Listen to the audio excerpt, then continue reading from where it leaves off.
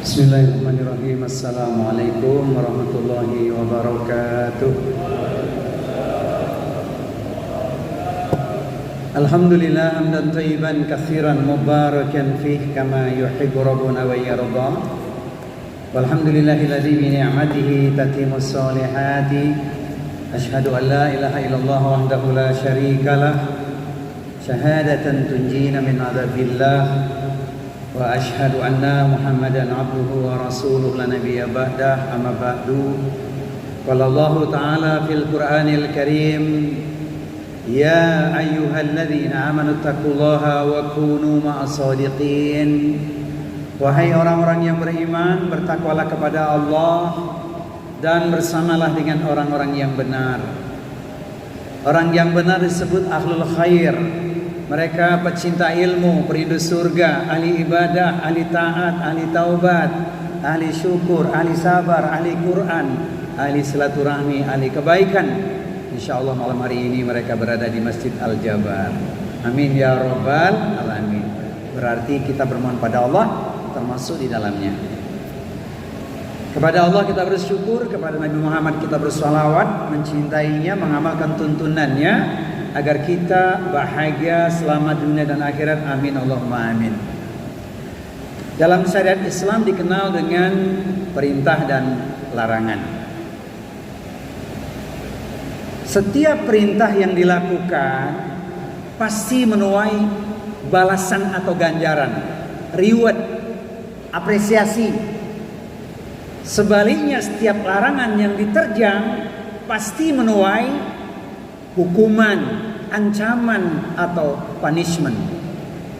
Banyak ayat-ayat yang dijelaskan kepada kita betapa pentingnya dua perkara ini untuk kita perhatikan. Tentunya perintah Allah kita lakukan, larangan Allah kita tinggalkan.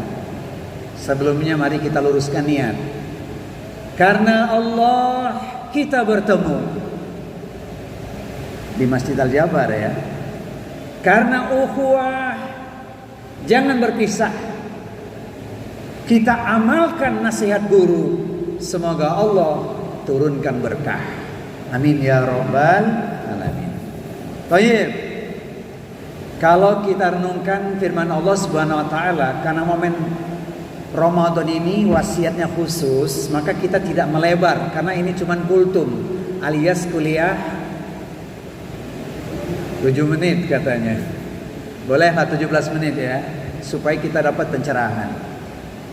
Wasiat utama itu kan di bulan Ramadan adalah wasiat takwa.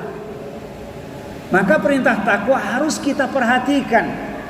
Betapa bahagianya ahli takwa. Walau anna ahlal qura amanu wattaqau la fatahna alaihi barakati minas samai wal ardi. Walakin kadzabu fa akhadnahum bima kanu yaksibun.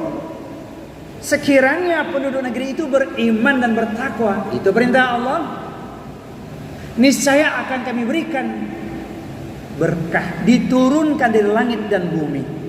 Tetapi faktanya manusia melanggar, mendustakan ayat-ayat Allah, maka kami timpakan azab kepada mereka yang tak lain atas perbuatan manusia sendiri.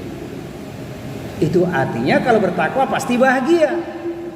Orang yang takwa tidak akan berkeluh kesah. Walaupun orang mengatakan hidupnya sempit, terlilit, sulit, terperosok ke dalam parit, banyak yang menjerit, tapi dia bisa bangkit last minute karena Allah berikan pertolongan untuknya. Wa may yattaqillaha yaj'al lahu makhraja wa yarzuqhu min haitsu la yahtasib. Siapa orang yang bertakwa kepada Allah, niscaya akan diberikan kepadanya jalan keluar atau solusi. Bahkan diberikan untuknya rizki lewat arah yang tak disangka-sangka. Tapi bagi yang ingkar, tidak bertakwa pada Allah, pasti ancamannya sangat berat. Dalil yang berikutnya, kita lihat Quran surat 16. Surat An-Nahl ayat nomor 97. A'udzu billahi samiil alimi minasyaitonir rajim. Man 'amila sholihan min dzakarin aw untha wa huwa mu'minun falanuhyiyanahu hayatan thayyibah wa lanajziyanahum ajrahum bi ahsani ma kanu ya'malun. Barang siapa melakukan amal soleh, baik dia pria ataupun wanita, dalam keadaan dirinya beriman, niscaya akan diberikan kepadanya kehidupan yang baik, bahkan diberikan balasan yang jauh lebih besar dibandingkan apa yang sudah dia lakukan. Ini kan namanya reward bagi yang beramal soleh. Hidupnya bahagia di dunia, di akhirat pasti mewarisi nikmat terbesar yang tak lain adalah warisan surga. Tilkal jannatul lati nuritsu min ibadina man kana taqiyya. Dan surga itu hanya kami wariskan bagi orang-orang yang selalu bertakwa. Nah, karena kita harus menjaga takwa pasca Ramadan, bahkan sepanjang usia kita, perhatikan sejumlah larangan yang tidak boleh kita terjang. Pertama, la tusyrik billah wa in kutilta au khurikta. Jangan kau sekutukan Allah sekalipun engkau dibunuh atau engkau dibakar. Perbuatan syirik dosa yang paling besar. Jika tidak bertaubat pasti akan kekal selamanya di neraka. Innahu may yusyrik billah faqad haramallahu alaihil jannah wa ma'wahu nar wa man lidzalimina min ansar. Siapapun yang menyekutukan Allah, tempatnya pasti di neraka, haram bagi dirinya surga, dan tidak ada seorang pun yang akan mampu untuk menjadi penolongnya. Quran surat Al-Maidah surat 5 ayat nomor 72. Hati-hati syirkul akbar juga syirkul asghar. Yang sering terjadi syirkul asghar, syirik kecil, beramal bukan sepenuhnya untuk Allah. Padahal setan itu hanya kalah, tidak bisa melawan orang-orang yang ikhlas. Amal kita ini diuji lillahi ta'ala atau tidak. Dan setan itu tidak bisa mengalahkan orang-orang yang ikhlas. Illa ibadaka minhumul mukhlasin. Quran surat Al-Hijr surat 15 ayat di nomor 40. Ini yang pertama larangannya. Perhatikan, khawatir amal kita di bulan Ramadan lenyap, musnah karena melakukan perbuatan syirik, baik syirkul akbar maupun syirkul asghar. Kelas yang kedua, hati-hati urusan salat. Wala tatrukana sholatan maktubatan muta'ammidan fa inna man taraka sholatan maktubatan muta'ammidan faqad buri'at minhu dhimmatullah. Jangan kau tinggalkan sholat wajibnya waktu dengan sengaja, karena barang siapa yang meninggalkan sholat wajibnya waktu dengan sengaja, dia tidak akan mendapat jaminan atau perlindungan dari Allah. Jangankan sholat fardu di bulan Ramadan, sholat sunnah saja kita begitu bersemangat. Jumlahnya di bulan Ramadan entah berapa rakaat untuk kita meraih cintanya Allah. Kita nanti usai sholat tarawih malam, kita sholat malam lagi, sholat tahajud. Tapi jangan pula witir lagi, sebab yang witir 2 kali terlalu soleh. Witirnya sekali aja. Itu luar biasa. Sholat sunnah kita jaga, tapi di luar Ramadan ujiannya banyak. Kelas, perhatikan. Kemudian larangan yang ketiga, khususnya wasiat untuk diri sendiri dan anak-anak kita. Wala ta'uqana walidaika wa in amaraka an tahruja min ahlika wa malika. Jangan sekali-kali engkau durhaka pada orang tuamu, sekalipun engkau diperintahkan meninggalkan hartamu dan keluargamu. Sebab kita tak mampu membalas jasa orang tua kita. Masya Allah. Falas, perintahnya jelas kita berbakti pada orang tua. Larangannya kalau sampai durhaka pada orang tua, hidup tidak akan berkah. Bahkan di dunia disegerakan balasannya sebelum siksa di akhirat nanti. Kemudian yang berikutnya, ini yang tidak kalah penting. Jangan sampai di bulan Ramadan pahalanya sempurna karena kita menikmati makanan yang halal, minuman yang halal, tapi di luar Ramadan dilanggar. Maka Nabi memberikan warning yang keras. Wala tashrabana khamran fa innahu ra'sun kulli fahisyah. Jangan kau minum minuman keras, karena itulah yang menyebabkan timbulnya perbuatan keji. Hati-hati. Saya batasi sampai yang berikut ini, yang terakhir, sesuai waktunya kultum. Ini ngomongin perintah larangan banyak ini. Nanti di kajian subuh kita luaskan betapa banyak perintah dan larangan yang harus kita perhatikan. Ini wasiat yang kelima, hati-hati jangan sampai dilanggar, karena inilah dampak yang mengerikan. Asbab apa? Melakukan maksiat.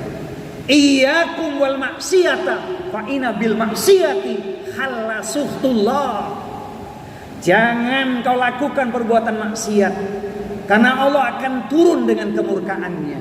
Perhatikan, di bulan Ramadan sudah soleh, pasca Ramadan tetap menjaga kesolehan. Maka kalau ada yang bertanya, Ustaz, apa sih buktinya seseorang itu najih, sukses menjalani puasa Ramadannya? Jawabannya mudah. Perhatikan apa yang terjadi pada fulan bin fulan pasca Ramadan. Berubah tidak dia? Jika dia tetap istiqomah menjaga ibadahnya, makin tawadhu, makin rendah hati, makin dermawan, makin santun, ucapannya tertata, maka tandanya dia sukses menjalani tarbiyah Ramadan. Wali kulli ibadatin minal ibadati sahihah atharun fit takwimi akhlaqi qaimi biha. Setiap ibadah yang dilakukan dengan baik dan benar niscaya akan memberikan pengaruh yang signifikan terhadap moral atau akhlak seseorang. Maka kita berusaha menjamu Ramadan dengan amalan yang terindah, yang terbaik, seolah-olah ini Ramadan yang terakhir. Bayangkan kalau ada kata terakhir, tentu kita akan berpacu dengan waktu, mengisi Ramadan dengan amalan yang terindah, amalan yang terbaik, karena kita sudah merasakan kegembiraan saat masuk bulan Ramadan. Sebagaimana syair berikut ini, inilah Ramadan yang kita rindu, saatnya menata diri dan kalbu. Dengan puasa kita raih ridha Allah Tuhan yang satu, agar diampuni seluruh dosa di masa lalu. Makanya orang beriman, KTP-nya Islam, kalau puasanya sekedar asal-asalan, kata Bang Haji, terlalu. Saya ulangi syairnya supaya ingat nih. Inilah Ramadan yang kita rindu, saatnya menata diri dan kalbu. Dengan puasa kita raih ridha Allah Tuhan yang satu, agar diampuni seluruh dosa di masa lalu. Yang puasanya asal-asalan, kata Bang Haji, terlalu. Jika pisau lukai jari, banyak obat penghilang nyeri. Namun jika lidah lukai hati, hendak kemana obat dicari? Kita jumpa di Kultum Ramadan 1 tahun lagi, insya Allah. Subhanakallahumma wa bihamdika asyhadu alla ilaha illa anta astaghfiruka wa atubu ilaik. Wa akhiru da'wana alhamdulillahirabbil alamin. Mohon maaf lahir dan batin, Anwar Zufri. Wassalamualaikum warahmatullahi wabarakatuh.